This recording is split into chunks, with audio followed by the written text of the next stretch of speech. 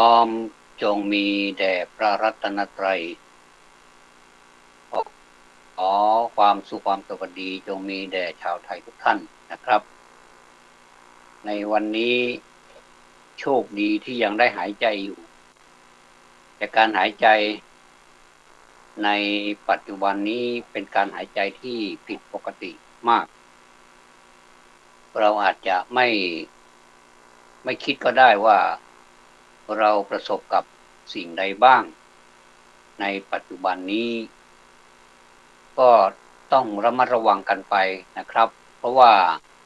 การที่จ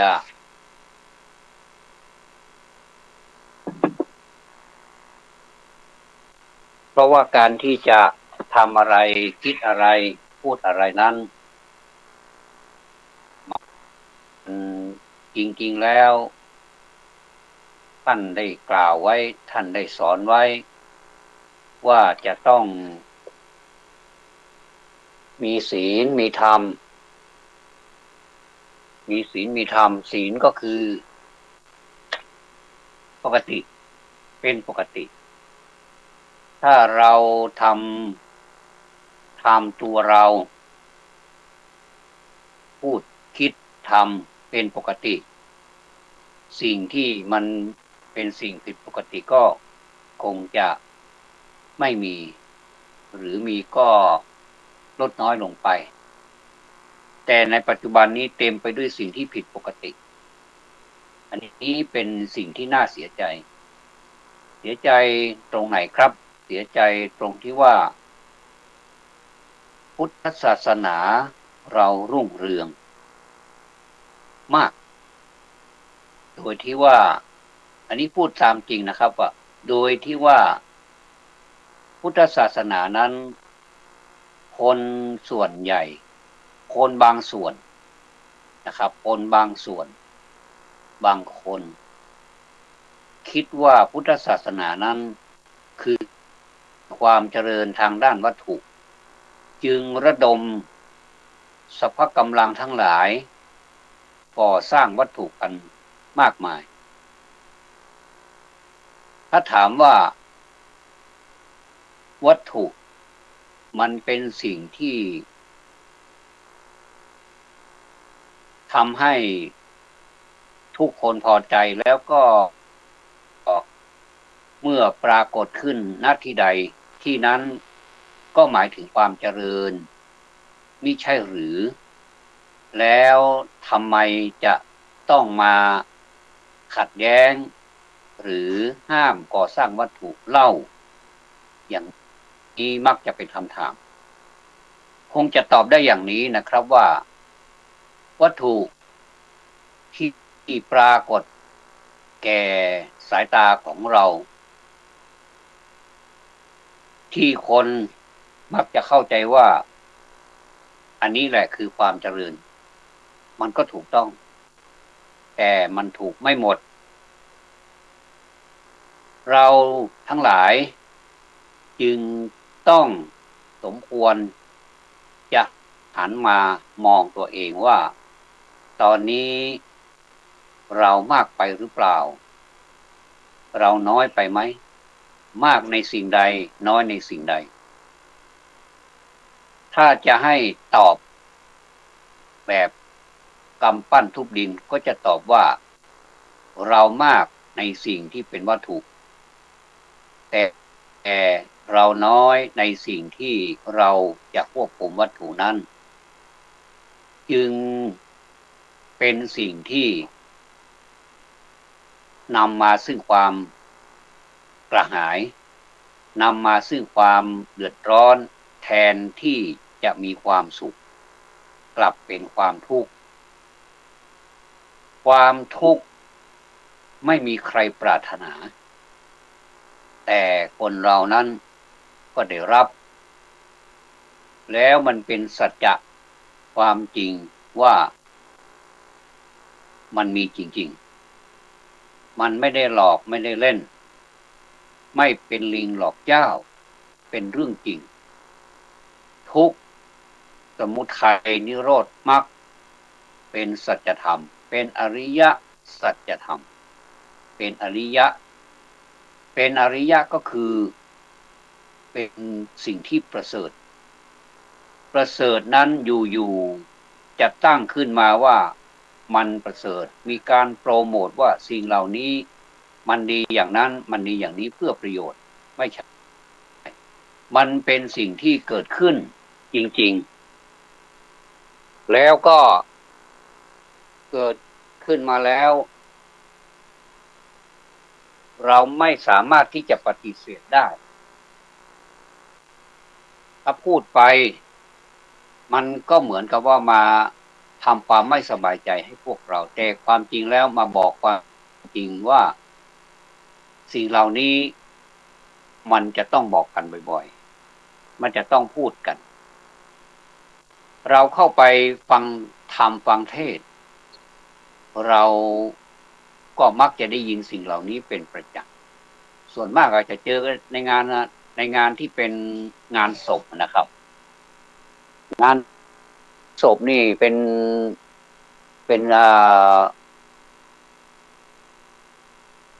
นสิ่งที่เราต้องพบเห็นกัน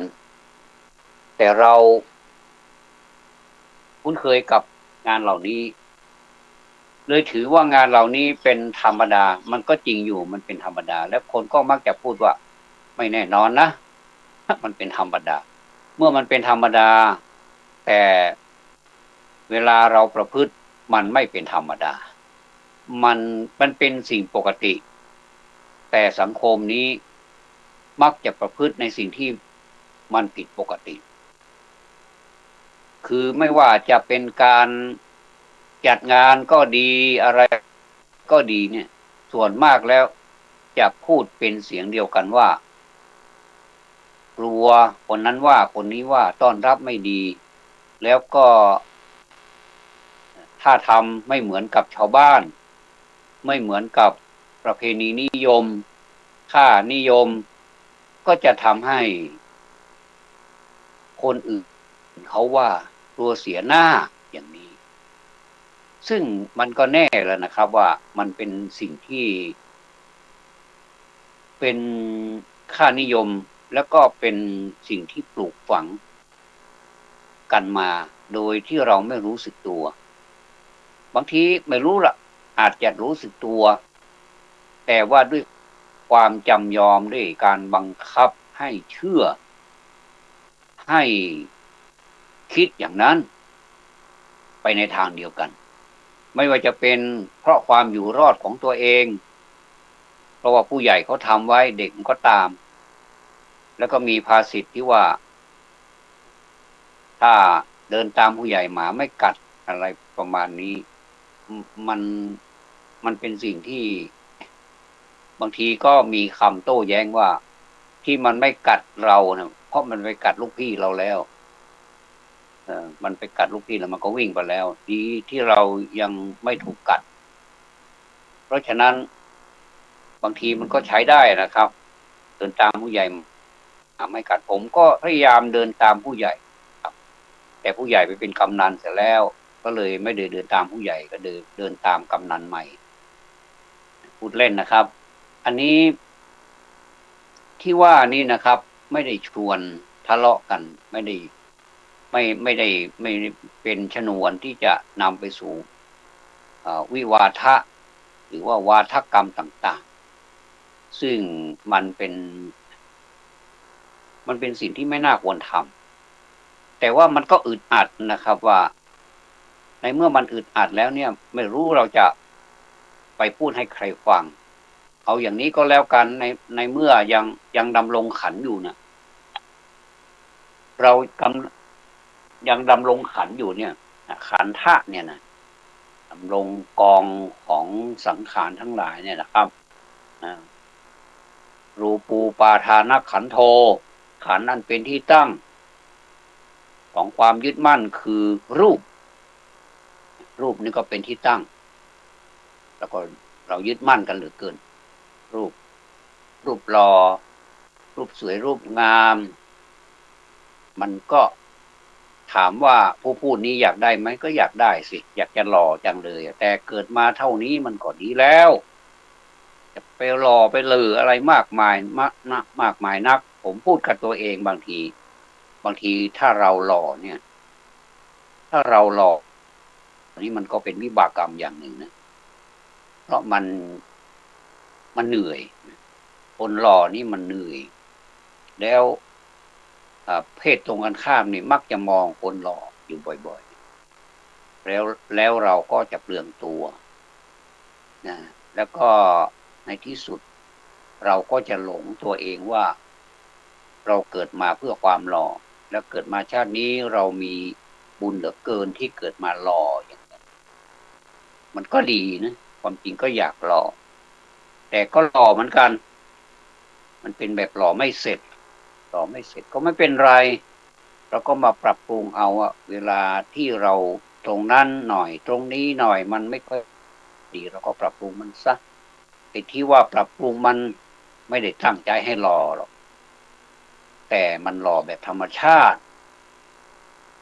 เช่นใบหน้าเรามันหมองคล้ำเราดูแล้วมันไม่สบายใจทำยังไงดีนะให้มันสดใสบ้างก็พยายามตื่นมาตอนเช้าก็ต้องทำความสะอาดอย่าลืมล้างหน้าเด็ดขาดเพราะว่าตอนกลางคืนก็เป็นเวลาที่ยาวเราพักผ่อนพูดถึงพักผ่อนบางทีก็ได้พักผ่อนบ้างบางทีก็ไม่ได้พักผ่อนมันก็มีปัญหาอยู่เรื่อยปัญหาคาราคาซังบางทีเขาบอกว่าเป็นผู้ใหญ่ยิ่งเป็นผู้เฒ่าผู้แก่เขาก็จะให้ค่านิยมเราว่าเป็นผู้เฒ่าผู้แก่นะไม่ค่อยได้นอนหรอกนอนไม่ค่อยหลับแต่ข้าพเจ้าเองนี่หลับจริงๆถ้ายิ่งเงียบๆนะหลับนานแล้วก็วันไหนที่หลับนอนหลับพักผ่อนนานๆพอสมควรก็ไม่นานเกินไปประมาณตี 4:30มันก็ตื่นแล้วตื่นมาทำไมถามว่าตื่นมาทำไมก็ตื่นมาก็เพื่อจะได้รับอากาศที่มันสดชื่นแต่ก็ช่วงนั้นเป็นช่วงที่เงียบเหลือเกินเหมือนกับว่าชาวโลกนี่สลบสลายไม่ค่อยมีใครจะตื่นตอนตี 4 ตี 5ส่วนมากก็จะตี 6ตี 6 ตี 7บางทีก็ไปตี 8แล้วก็ยุ่งเลยนี่ไม่ต้องได้ทันกันทำงานอะไรกันละไม่ต้องทำมาหากินอะไรตี 8แล้วก็ตื่นมาตี 4อ้าวตื่นก็แล้วกันตี 4ก็ยืดเส้นยืดสายตามที่เขาแนะนำก็ดีนะยกแข้งยกขามันทำให้เส้นที่เรามันยึดอยู่มันได้นิ่งมานานน่ะหลายชั่วโมงเนี่ยมันจะได้รู้สึกตัวว่าขณะนี้จะลุกแล้วนะเราก็ตื่นมาก็ยกแข้งยกขาตามตำราข้างนี้20ข้างนี้20แล้วก็ปิดเนื้อบิดตัวแล้วก็รู้สึกสบายสบายจริงขอบคุณมากนะครับขอบคุณมากสำหรับผู้แนะนำแล้วก็อันนี้เป็นความรู้แนะนำก็ดีนะครับไม่ใช่ว่าเป็นสิ่งที่ไม่มีประโยชน์มันเป็นเหตุเป็นผลนะครับว่าเวลาที่เรานอนนานๆเนี่ยมันเมื่อยแล้วมันนิ่งมันไม่ได้ออกกำลังแล้วก็กระตุ้นให้มันออกกำลังให้มันรู้สึกตัวหน่อยว่าเราจะลุกแล้วเดินเข้าห้องน้ำก็ระมัดระวังอย่าไปเตือนแต่ผู้สูงอายุสิสวแล้วก็สวเด็กจะไปลื่นหกล้มในห้องน้ำคนที่ไม่ใช่สวก็ลื่นหกล้มผมก็เห็นหัวล้างข้างแตกบางทีก็สลบสลายมันเหมือนกันนั่นแหละเพราะฉะนั้นพระพุทธเจ้าท่านไม่ได้สอนแต่สวนะท่านสอนตั้งแต่คนที่ทุกประเภททุกอายุท่านไม่จำกัดอายุจริงๆแสดงว่าท่านเห็นเป็นแบบกลางๆถ้าพอท่านสอนได้ท่านก็สอนท่านสอนไม่ได้ท่านก็ไม่สอนเพราะมีเวลาสอนน้อยหรือเกินเวลาของท่านมีน้อยท่านก็ต้องรีบทำภารกิจให้เสร็จก่อนที่จะดับขันเนี่ยเราเหมือนท่านไหมก่อนที่เราจะสิ้นลมหายใจเนี่ยเรารีบทำอะไรหรือเปล่ารีบบางคนก็ตอบว่ารีบมาสิโอ้ตื่นมาตอนเช้ายังไม่ได้กินข้าวเลยทำอะไรหรือพอล้างหน้าแปรงฟันเรียบร้อยแล้วก็มีกาแฟมา1 แก้วมีขนมปัง1 ชิ้นก็จะรีบไปทำงานรถก็ติดซะนี่โอ้ยุ่ง วันไม่มีอะไรก็มีเพียงเท่านี้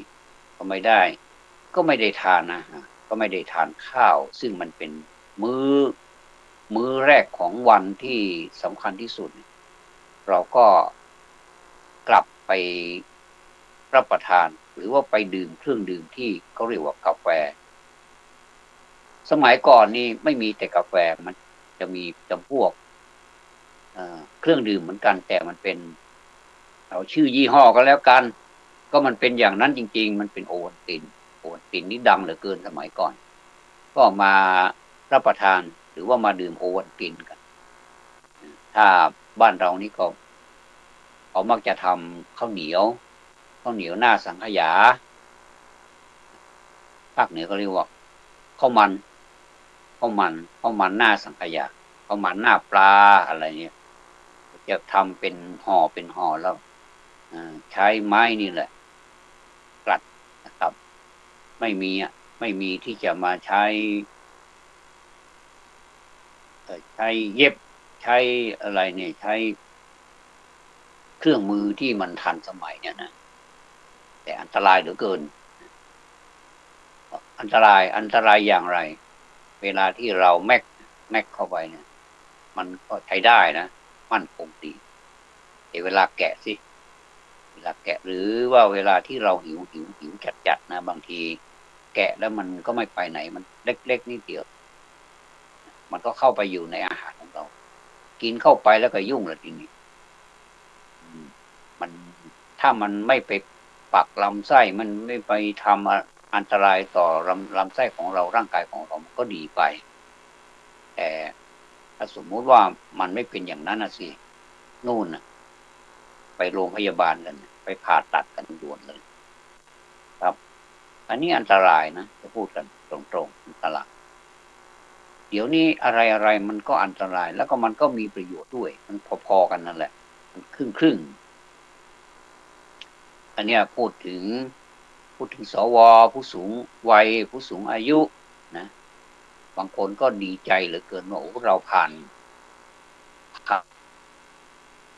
เหตุการณ์นี้มาได้อย่างไรทั้งชอกช้ำระกำใจทั้งมีความสุขหัวเราะร่าทั้งโศกเศร้าเสียใจทั้งร้องไห้ทั้งโอ้โหเหลือเกินนะมันผ่านมาได้อย่างไรเราก็ทึ่งเหมือนกันแล้วคนหนุ่มคนสาวเขามักจะมาเย้าแย่ผู้สูงวัยว่าผ่านมาได้อย่างไรแล้วเขาก็เตือนบอกว่าสูงวัยแล้วนะให้รักษาเนื้อรักษาตัวแต่ว่าในด้านปฏิบัตินี่จะให้รักษาเนื้อรักษาตัวหรือว่าให้หยุดหรือว่าเบาๆได้อย่างไรเพราะว่าบางทีเหตุการณ์มันบังคับมันก็กลับไปเป็นหนุ่มอีกครั้งหนึ่งนะครับกลับไปมา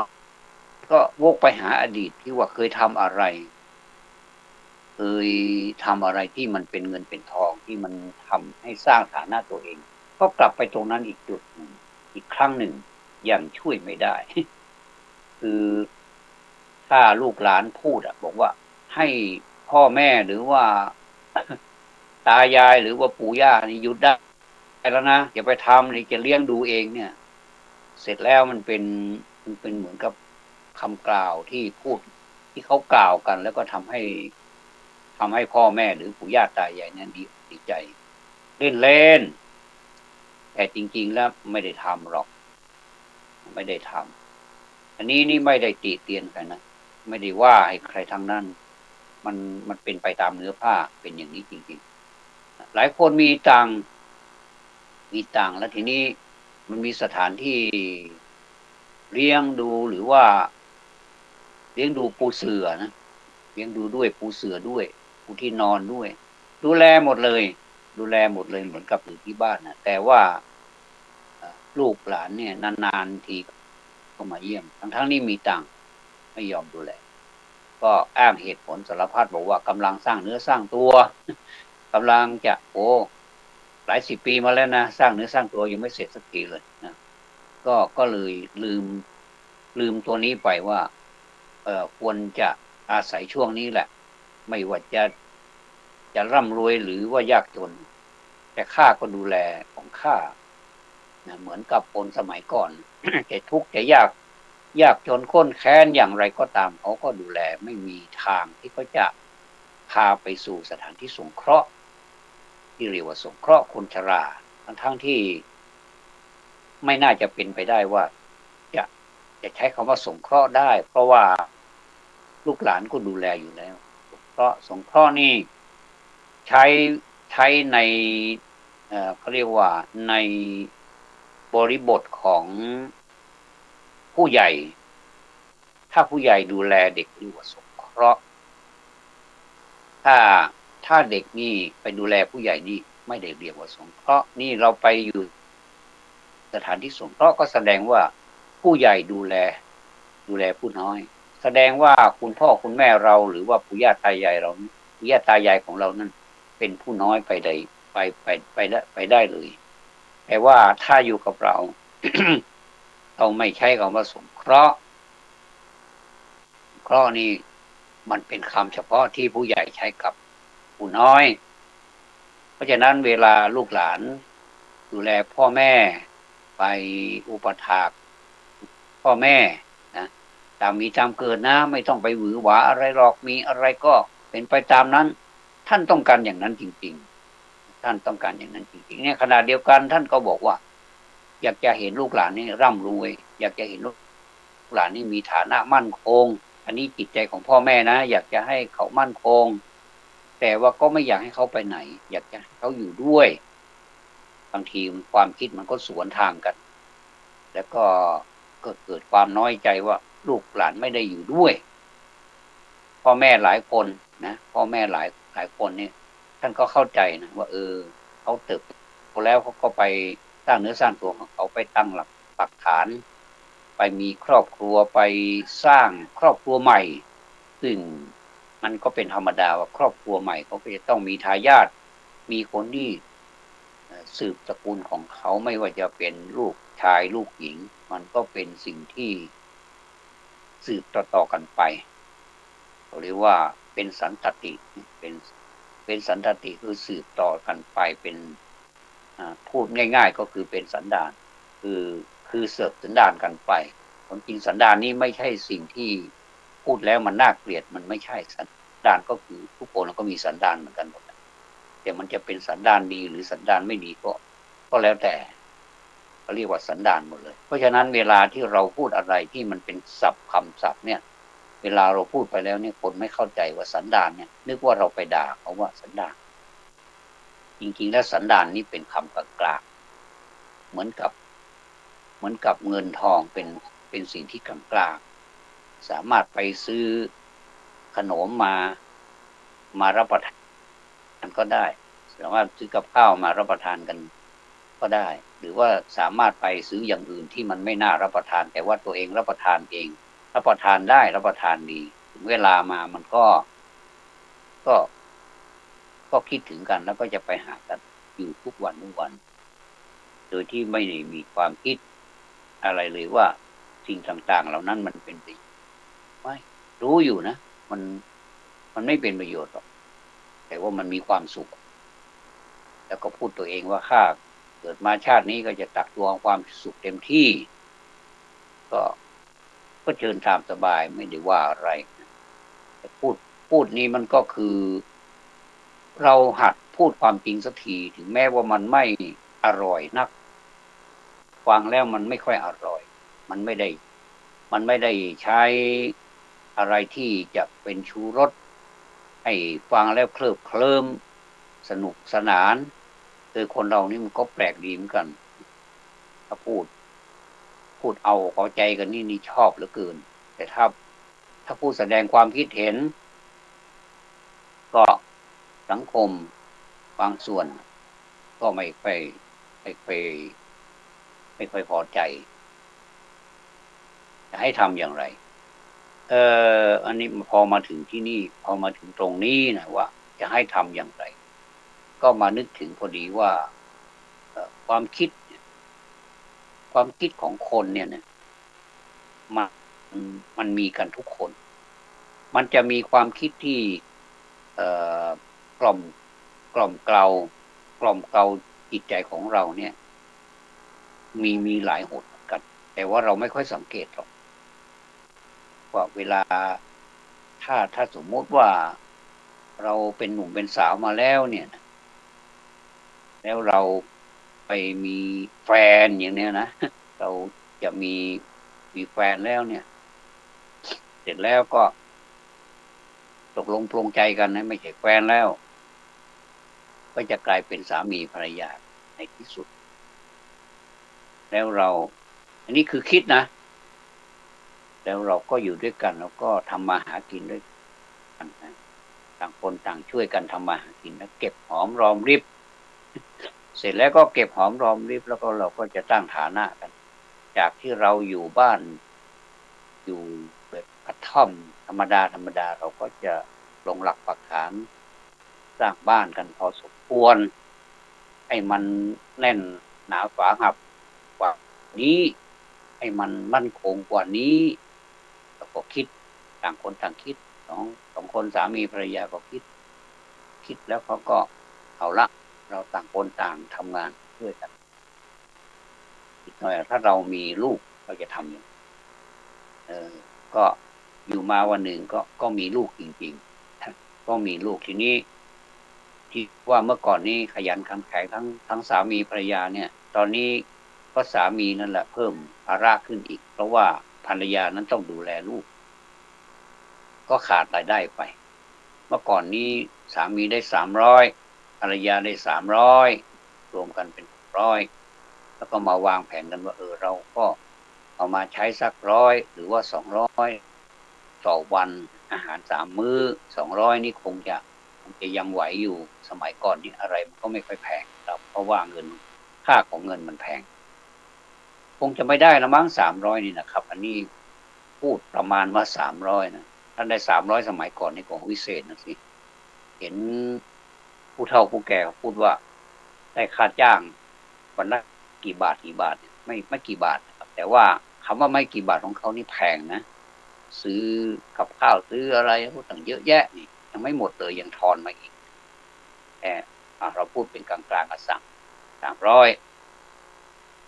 ในเมื่อมันเป็นอย่างนี้ที่ว่าเราจะได้เก็บอย่างเต็มที่เมื่อยังไม่มีลูกเนี่ยมันเป็นไปไม่ได้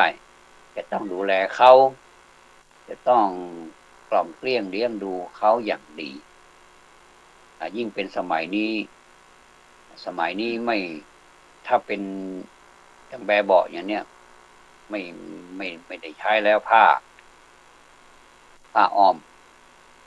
อมสมัยก่อนนี่เป็นผ้าถุงเก่าของแม่เป็นผ้าถุงเก่าของแม่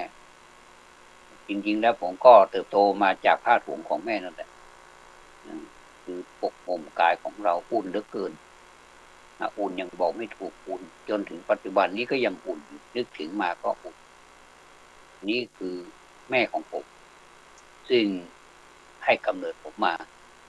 แล้วผมก็ยังคิดถึงท่านผมก็ยังเป็นเลือดเนื้อของท่านผมแบ่งเลือดเนื้อของแม่มาใช้ในปัจจุบันนี้เนี่ยพูดได้คิดได้ทำได้เนี่ยก็เพราะแม่เป็นผู้ฝึกให้แม่เป็นผู้ให้สวรรค์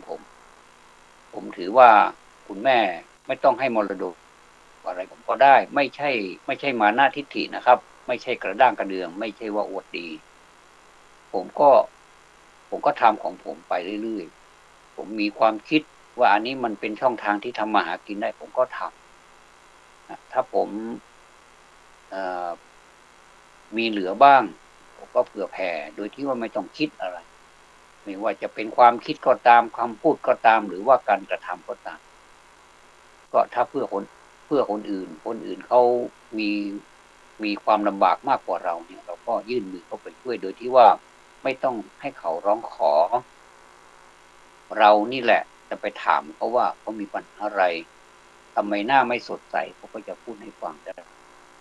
เราก็ช่วยเป็นกำลังใจของผมไม่มีสตังค์แต่ผมก็เป็นกำลังใจในด้านการพูดให้กำลังใจเขาอย่างเขาก็พอใจก็ขอบคุณเราในเพราะอะไรครับเพราะอะไรผมถึงพูดอย่างนั้นและผมทำไมทำอย่างนั้น มันมีประโยชน์อะไรกับเราทำไมไม่สร้างเนื้อสร้างตัวแล้วก็ตัวไก่ก็ตัวมันที่ผมก็ทำได้อย่างกับสังคมที่เขาทำกันเนี่ยแต่ว่าถามว่ามันเป็นผลดีต่อส่วนรวมมันไม่ค่อยดีหรอกนะครับเห็นข่าวเห็นคราวอะไรมากมายเนี่ยมันแย้งกันหมดเลยที่ว่าบ้านเราเป็นเมืองพุทธแต่ว่าทำไมมันทำกันอย่างนี้ผมไม่ได้คิดว่า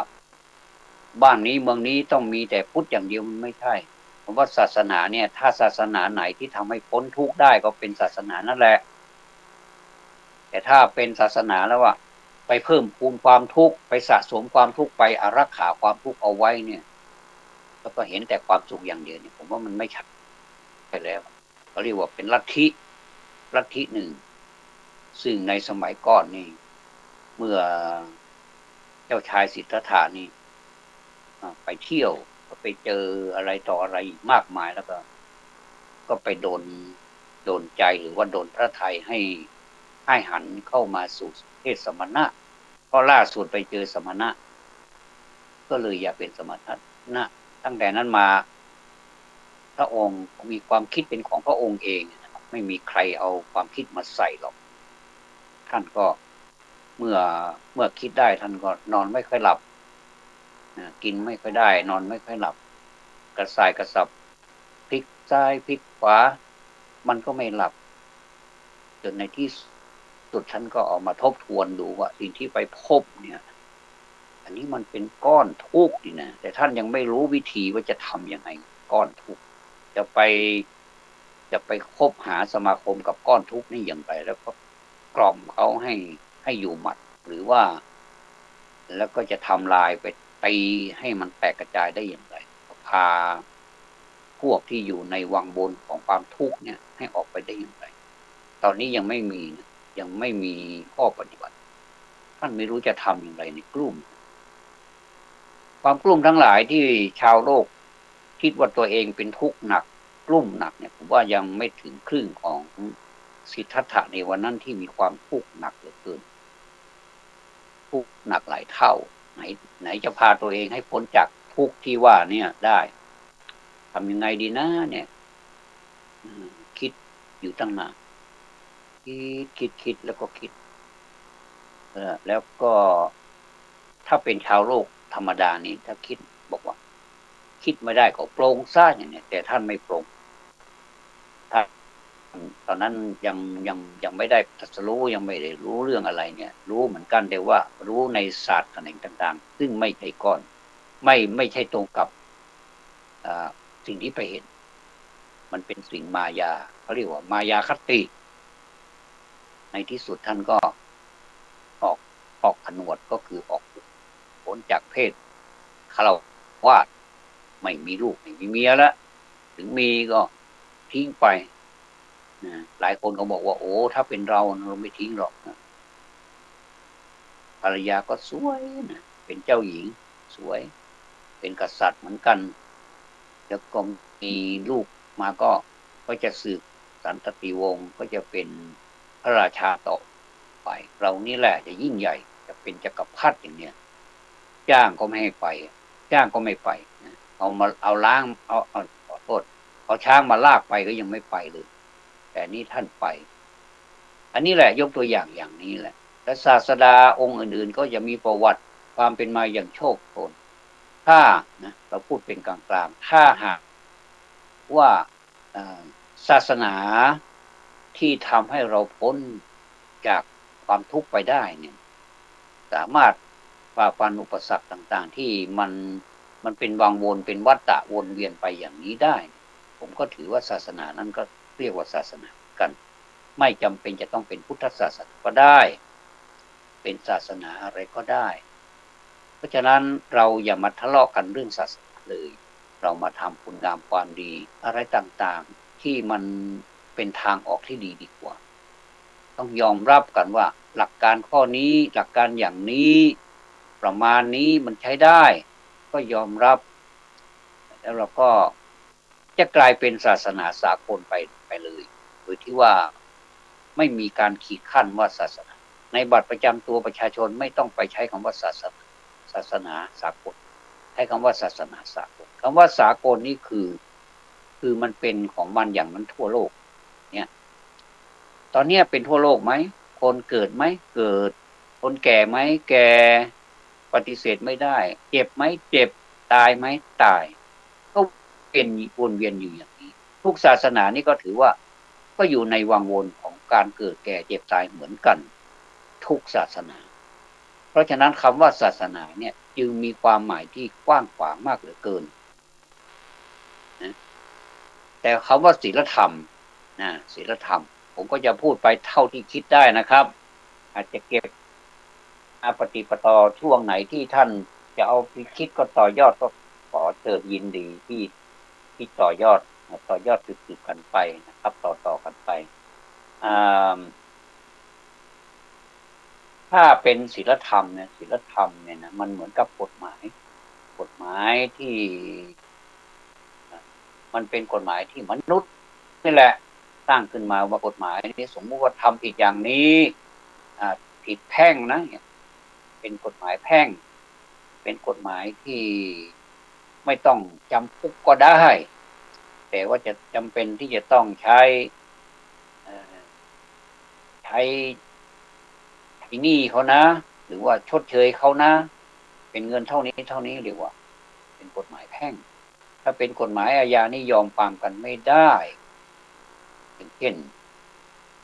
กฎหมายที่มันใช้ลงโทษที่มันทำผิดกฎหมายแรงๆเนี่ยนี่มันยอมความกันไม่ได้ก็เรียกว่ากฎหมายอาญาจะต้องเป็นไปตามนั้นอันนี้ศีลธรรมก็เหมือนกันก็มีทั้งตั้งแต่กฎหมายแพ่งถ้าจะเปรียบไปมีทั้งแพ่งแล้วก็มีทั้งอาญาแล้วก็มีโทษหลายสถานตั้งแต่เบาไปจนหนักเบาที่สุดก็อย่างที่เราเห็นอาจจะจำคุกแต่ก็ไม่นานเป็นพูดเป็นเดือนนี่ก็ยังมีเลยนะตั้งแต่เดือนกี่เดือนเป็นต้นไปเนี่ยนะแล้วแต่มันก็จะอยู่ในตัวบทกฎหมายนะจนถึงหนักเข้าก็หลายปีจนถึงที่สุดก็ตลอดชีวิตแล้วก็บางทีก็ไม่สมควรให้อยู่ในโลกนี้ต่อไปแล้วก็ประหารชีวิตอย่างเนี้ยศีลธรรมก็เหมือนกันทีนี้ศีลธรรมนี่จะบอกทั้งข้อปฏิบัติซึ่งมีไม่มากหรอกแต่ว่าคนในโลกนี้ปฏิบัติกันน้อยเหลือเกินได้ก็เหมือนกับไม่น้อยบางทีก็ทำเป็นพิธีไปเฉยไม่ได้ติดตามไม่ได้ประเมินไม่ได้ว่าทำแล้วมันเกิดอะไรมันมีอานิสงส์อะไรไม่ได้ทำก็เป็นอย่างนี้ทั่วบ้านทั่วเมืองกันหมดแล้วก็ทำเป็นพิธีจริงๆแล้วไม่ต้องพิธีก็ได้ตื่นมาตอนเช้าตี 4 ตี 5ก็สมาทานศีลเองเลยไม่ต้องไปขอใครเพราะของอย่างนี้ขอเองก็ได้สมาทานเองก็ได้ไม่เห็นแปลกแต่ว่าถ้าเราไปในพิธีอันนั้นมันเป็นพิธีก็ไม่ว่านะครับก็เป็นพิธีที่เราก็ควรจะทำต่อไปเพราะว่ามันเป็นพิธีหนึ่งที่ทำและสบายใจและทำให้สมมติว่าเจ้าของบ้านเขาจะขึ้นบ้านใหม่เขาจะทำบุญบ้านใหม่เขาจะมีพิธีเจริญพุทธมนต์อย่างนี้เพื่อความเป็นสิริมงคลกับบ้านใหม่ก็ทำแล้วก็เกิดความสบายใจก็ทำนะถ้าอย่างนี้เขาเรียกว่าเป็นพิธีรีตรองแต่ว่าถ้าตัวเราเองเนี่ยพูดถึงว่าที่สุดตัวใครตัวมันไม่มีพิธีหรอกตัวใครก็ตัวมันจริงๆมาคนเดียวก็จะกลับคนเดียวนี่แหละมาคนเดียวก็จะกลับคนเดียวทีนี้ที่ว่าศีลธรรมมันเหมือนกับกฎหมายนะเพราะว่ามันมีทั้งบังคับมีทั้งผ่อนผันและมีทั้งไม่ผ่อนผันส่วนมากก็จะบังคับขอร้องไม่ให้ทำเพราะว่าสิ่งที่ทำลงไปนั้นมันเดือดร้อน อย่างเช่นข้อหนึ่งเนี่ยมันเดือดร้อนไหมเห็นชัดๆเลยข้อหนึ่งปานาติปาตาเวรมณีก็ถ้ายกเว้นถ้าเว้นได้จากการเบียดเบียนกันเนี่ยไม่ต้องถึงกับฆ่าแกล้งกันหรอกแค่เบียดเบียนก็ผิดแล้วเนี่ยถ้าเบียดเบียนเนี่ยก็แสดงว่ามันก็เป็นสถานเบาแล้วก็ถ้าสมมุติว่าเบียดเบียนแล้วก็ถึงเจ็บอันนี้ก็กลางๆอีกนะแล้วก็ถ้าสมมุติว่าถึงกับเสียชีวิตอย่างนี้มันก็ต้องไปว่ากันอีกชั้นหนึ่งอีกขั้นหนึ่งให้เข้มเข้าไปอีกอย่างเนี้ยต้องของเขาล่ะนี่คือศีลธรรมศีลธรรมเหมือนกฎหมายคือเหมือนกับศีลธรรมแล้วพูดกันเปล่าๆพระเทศว่าคนอื่นสนทนากันกัลยาณมิตรกัลยาณธรรมมาสนทนากันไม่ว่าจะเวทีไหนก็ตามถ้าพูดถึงแค่ศีลธรรมมันก็คือมีแค่ศีลธรรมแค่นั้นเองให้เป็นคนดีนะอย่างเนี้ยอันนี้เรียกว่าศีลธรรมคนดีมันดีอย่างไรก็ต้องไปไปวิเคราะห์กันอีกว่าคนดีมันดีอย่างไรมันดีอย่างไรคนมีตังค์เป็นคนดีใช่ไหมก็ไม่ใช่คนมีความสามารถเป็นคนดีใช่ไหมก็ไม่ใช่คนไร้ความสามารถเป็นคนดีใช่ไหมก็ไม่ใช่คนพูดดีใช่ไหมมันก็ไม่ใช่มันคนดีนี่ในบริบทของความดีนี่มันกว้างเราต้องไปคิดต่อยอดอีกว่าความดีนี่มันเป็นอย่างไรคนดีนี่มันเป็นอย่างดีอย่างไรมันถึงจะเรียกว่าดีบางทีเราก็สเปะสปากเอาพูดไปเรื่อยว่าคนดีในสังคมคนดีศีลานาคนดีอะไรก็ไม่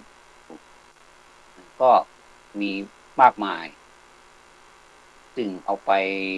เผยแพร่กันจนเป็นที่นิยมในในความดีว่าเป็นคนดีมีคุณธรรมมีจริยธรรมว่าไปนู่นแล้วก็ถามว่ามันดีไหมมันก็ดีนะก็ไม่มาต่อต้านอะไรหรอกแต่ว่าถ้าเราเรียนถ้าเรายิ่งเรียนเราไปหาผู้รู้สะสมไปเรื่อยๆเนี่ยมันจะเห็นแบบมันจะเห็นสิ่งเหล่านี้เป็นเรื่องที่ว่าบางทีเป็นเรื่องตลกไปเลยก็ได้ทีนี้ศีลธรรมเนี่ยก็เหมือนกับกฎหมายมีค่อนข้างเบาแล้วก็ปานกลางแล้วก็ค่อนข้างหนักแล้วก็หนักที่สุดนี่หมายถึงว่าต้องจากโลกนี้ไปไม่ทางใดก็ทางหนึ่งขอให้จากโลกนี้ไปถ้าอยู่ไปก็จะเป็นเสี้ยนหนามเป็นตัวอย่างที่ไม่ดีเป็นการสร้างสังคมให้เดือดร้อนต่อไปเขาก็เลยจัดการซะเลยอย่างนี้ก็มีทีนี้ถามว่าอ้าวที่คุณมาพูดนี่คุณไม่ได้มีความมุ่งหมายที่จะมาพูดถึงคุณงามความดีศีลธรรมให้คนฟังหรือผมก็ว่าพูดเหมือนกันแต่ผมก็พูดกว้างๆว่าถ้าศีลธรรมเนี่ยว่ากฎหมายเนี่ยมันเป็นส่วนสาธารณะมันเป็นกว้างๆสามารถปกครองคนได้ทุกทุกคนที่อยู่ภายใต้กฎของประเทศของแต่ละประเทศเพราะว่ากฎหมายของแต่ละประเทศไม่เหมือนกันนะบางทีเราให้ให้ติดคุก2 ปีอย่างเนี้ยแต่ว่าต่างประเทศบอกว่าไม่ได้ต้อง4 ปีอย่างเนี้ยนะบางประเทศบอกว่าไม่ได้หรอกอันนี้มันต้อง6 ปีเนี่ยมันไม่เหมือนกันกฎหมายแต่ละประเทศไม่เหมือนกันแต่ว่าลงความแล้วมันคือลงโทษมันก็คือลงโทษคนที่ทำผิดไม่ผิดก็ไม่รู้ก็ว่ากันไปตามหลักฐานอีกอันนี้มันเป็นเรื่องที่เราพูดแล้วบางทีมันก็เป็นตลกเหมือนกันแต่ตลกปืดๆตลกไม่สนุกเลยตลกแห้งๆพูดถึงเรื่องคุกเรื่องตารางแล้วมันเป็นเรื่องตลกแห้งๆถามว่าใครอยากไปไหมตอนนี้เรายังไม่เป็นอะไรนี่เราไม่มีกรณีอะไรนี่เราเฉยๆดูคนติดคุกมันก็ธรรมดาคุณทำผิดคุณก็ไปติดคุกนี่เนี่ยแต่เราไม่รู้หรอกว่าเขาผิดจริงหรือเปล่ารู้ว่าเขาผิดเราก็ไม่รู้เพราะว่ากันไปตามหลักฐานนี่มันจะมีจริงหรือเปล่าเราก็ไม่รู้ ตกลงว่าเราไม่รู้เราก็ถูกโมหะครอบงำอยู่นี่แหละ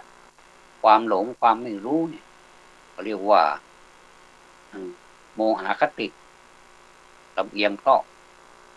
ความหลงเราหลงเหลือเกินนะพูดไปสองไผ่เบี้ยทีนี้เมื่อมันเป็นศีลธรรมเนี่ยทำไมหรือคุณว่าศีลธรรมไม่ดีหรือมันก็บอกดีนะทำไมงั้นผมจะมาพูดทำไมแล้วก็ฟังรายการแต่ละรายการไม่ว่าจะเป็นรายการอะไรก็พูดถึงศีลธรรมกันเนี่ยเป็นนะแต่ถ้าเราจะม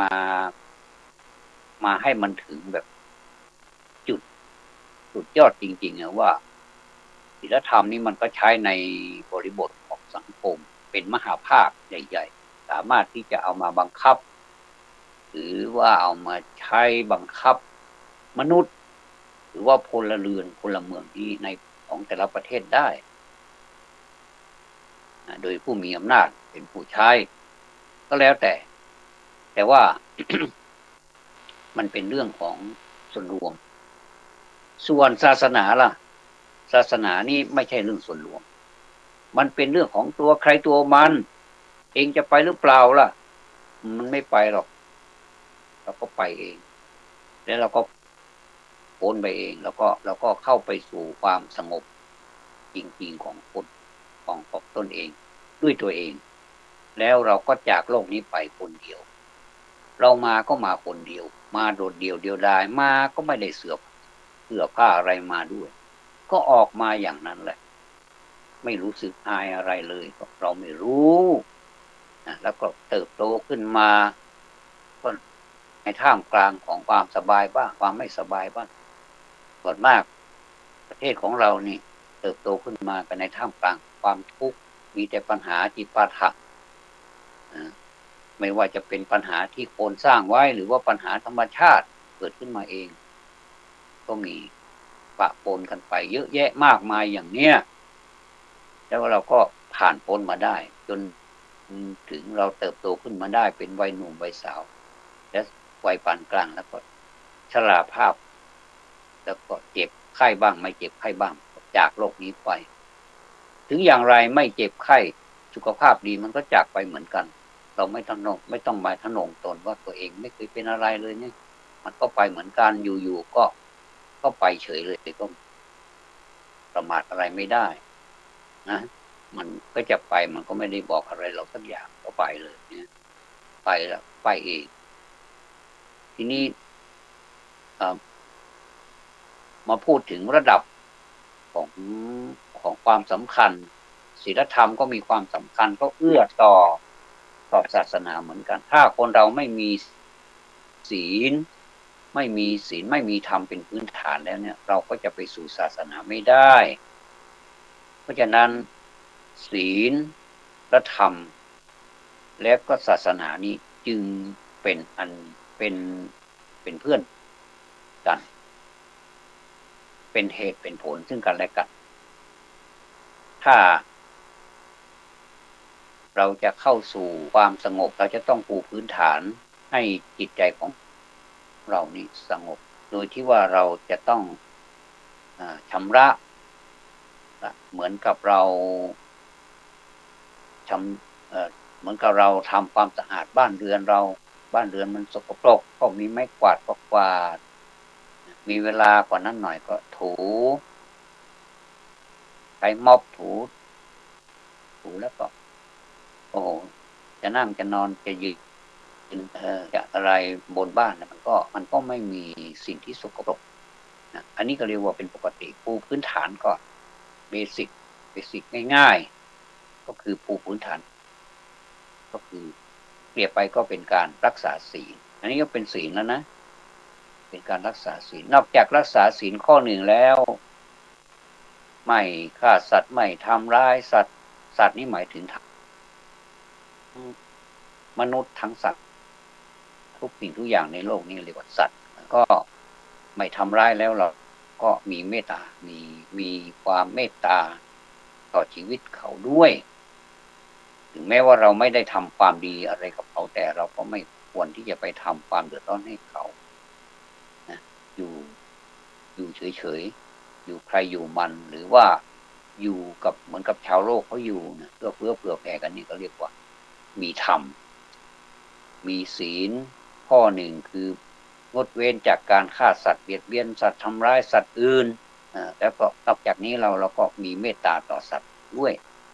มีโอกาสเราก็เผื่อแผ่เผื่อแผ่แบ่งปันกันน่ารักนะแบ่งปันกันไม่ว่าจะเป็นแบ่งปันเวลาเป็นเวลาอย่างเนี้ยอย่างที่ผมมาพูดเนี่ยท่านผู้ที่เป็นผู้รู้ในด้านเทคโนโลยีก็แบ่งปันเวลาให้กับผมมาพูดผมก็พูดไปตามสติปัญญาที่ได้รับทราบหรือว่าได้รับฟังมาจากผู้รู้ได้ดูหนังสือได้ดูตำราได้ใช้ความคิดพิจารณาเอาคือเราไม่ได้รับมาแล้วเราก็เอามาทิ้งเอามาขว้างเหมือนกับเอามา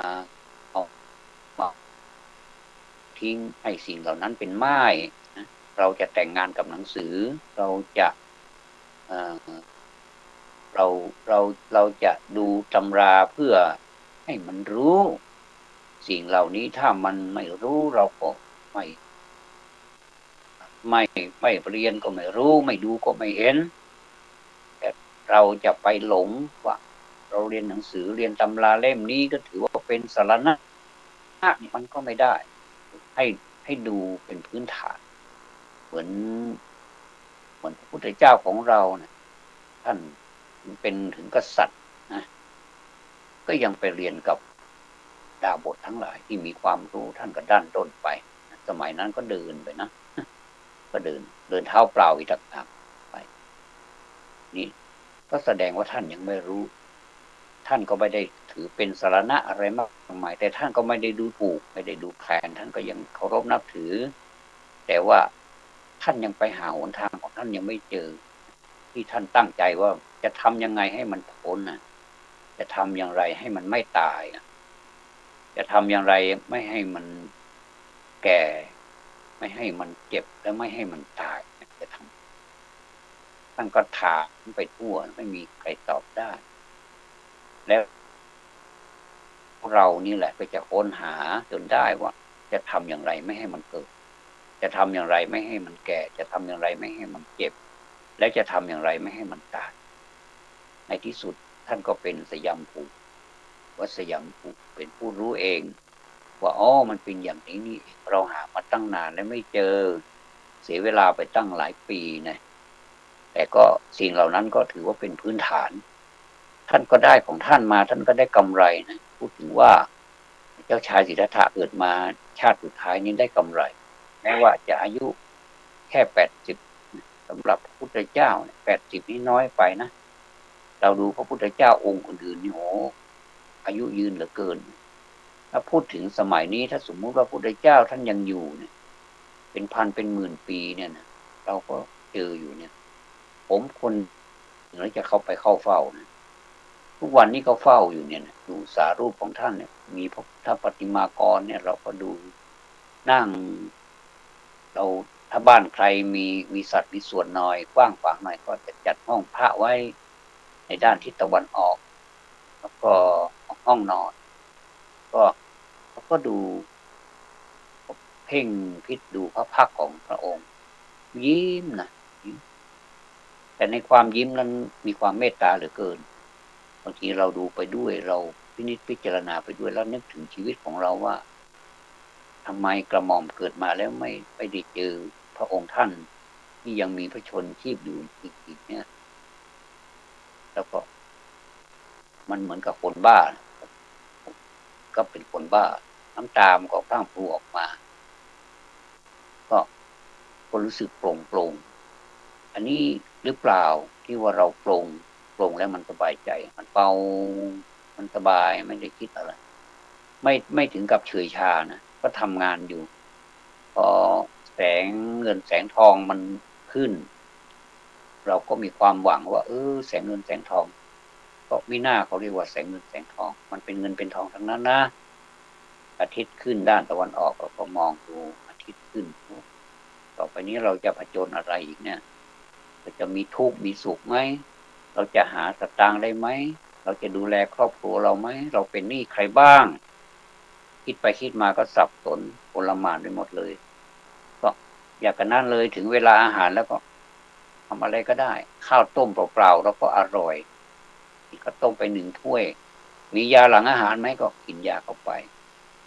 ก็แค่นี้คือชีวิตมันง่ายๆนะไม่ต้องไปอะไรมากมายพูดถึงว่าการเข้าเฝ้าพระพุทธเจ้าเนี่ยนะเข้าเฝ้าทุกวันไม่ต้องไปเคร่งเครียดอะไรถ้าเราไม่สบายเราอาจจะเลื่อนเวลาไปบอกว่าไม่สบายนะลุกไม่ได้เราก็อยู่ที่นอนนั่นแหละไหว้พระนึกถึงพุทธังสรณังคัจฉามิธัมมังสรณังคัจฉามิสังฆังสรณังคัจฉามิก็ใช้ได้หลายท่านบอกว่าโทรมาถามผมหรือบางทีก็มีโอกาสก็เจอกันบอกว่าฉันทำแบบนี้แล้วมันจะถูกไหมเนี่ยมันจะเป็นบาปไหมบอกเป็นบาปผมก็ทำจะเป็นบาปตรงไหนล่ะมันก็ยิ่งดีสิถ้าสมมติว่าเราจะจากโลกนี้ไปในช่วงที่เราพุทธังสรณังคัจฉามิธัมมังสรณังคัจฉามิสังฆังสรณังคัจฉามิเนี่ยมันก็ยิ่งดีไม่ใช่หรือก็จริงนะถ้าเราไม่ได้นึกอะไรนี่สิจิตใจเราว้าวุ่นนี่นะแต่เราไปในช่วงนั้นนี่ก็โอ้เสียดายนะอาจจะไปเจออะไรก็ไม่รู้ที่คนไม่อยากเจอเนี่ยนะมีนรกเป็นต้นเนี่ยนะบางทีก็ไปนึกถึงสัตว์เลี้ยงห่วงหมูห่วงหมาห่วงแมวห่วงอะไรก็ไม่รู้ที่เลี้ยงตลอดไปถึงห่วงครอบครัวห่วงลูกห่วงหลานสารพัดห่วงสามีภรรยาเดี๋ยวมันก็ไปเกิดทุกขตินะไม่ไปสู่ทุกขติแล้วนะโอโศกมันจะไปประกาศอะไรมันก็ไปค้านกันหมดเลยมันไม่ใช่มันแย้งกันนะมันย้อนแย้งบอกว่าขอให้ไปสู่สุคตินะไปนู่นแล้วคุณไม่ทันแล้วล่ะคุณบอกเขาเดินทางไปตั้งนานแล้วคุณเพิ่งมาบอกกับสังขารเขาเนี่ยซากศพของเขาเนี่ยเขาจะไปรู้อะไรไปรู้อะไรเพราะฉะนั้นนี่สำคัญนะครับเรื่องความเป็นอยู่เนี่ยถ้าเราประมาทนะเราก็เสียใจประมาทไปวันหนึ่งก็เท่ากับเราเสียเวลาไป24 ชั่วโมงใน24 ชั่วโมงนี้นับดูมันก็ไม่น้อยเหมือนกันนะเพราะฉะนั้นในวันเนี่ยในคืนแต่ละวันแต่ละคืนนี่มัน24 ชั่วโมงกลางวัน12กลางคืน12เนี่ยนานนะเราก็ใช้เวลานานของเรานี่ค้นหาเนี่ยผมบางทีไม่เคยชดไม่เคยไม่ค่อยเชื่อหมอก็บอกว่าให้ตื่นให้นอนแต่วันแต่ก็ตื่นตอนเช้าก็ดีนะพอเราทำอย่างนั้นแล้วมันจิตใจมันสดชื่นมันได้รับการพักผ่อนเต็มที่เนี่ยนะทำอะไรกินข้าวก็อร่อยนอนก็หลับคิดอะไรก็โปร่งใสอย่างเนี้ยนะไม่เคยติดขัดลืมก็ลืมแป๊บเดียวแล้วก็กลับมาจำได้เนี่ยไม่ใช่กับเป็นถึงกับลืมไปเลยนี่เป็นอัลไซเมอร์ไปเลยมันก็ไม่ใช่ยิ่งผมมาพูดเนี่ยมันเป็นการทบทวนบางทีก็พูดผิดพูดถูกก็ต้องขออภัยเป็นการทบทวนคำพูดตัวเองเคยตั้งใจไว้เมื่อไรอย่างไรแล้วจะทำอย่างไรต่อไปเนี่ยเราพูดอยู่บ่อยหนังสือเราก็บันทึกเหตุการณ์ไปทุกวันนี้เราก็บันทึกมีธรรมะมีข้อคิดอะไรต่างๆแล้วก็บันทึกลงในสมุดเป็นเล่มเพื่อว่าคนข้างหลังเขาจะได้ศึกษาสมมุติว่ามันจะเป็นประวัติศาสตร์ก็สามารถเอาไปเรียนได้สามารถเอาไปต่อยอดได้ที่เราเขียนไว้นะมันก็เป็นประโยชน์ครับอย่างเช่นผมทำไว้ทุกวันนี้ก็พอใจแล้วล่ะแล้วก็เอาละวันนี้เป็นวันพุธนะวันพุธแต่ไม่บอกวันที่ละวันพุธแล้วก็เราก็อย่างนี้ก็แล้วกันก็ขอจบแค่นี้ก่อนนะครับกราบขอบพระคุณผู้อำนวยการขอความสุขความสวัสดี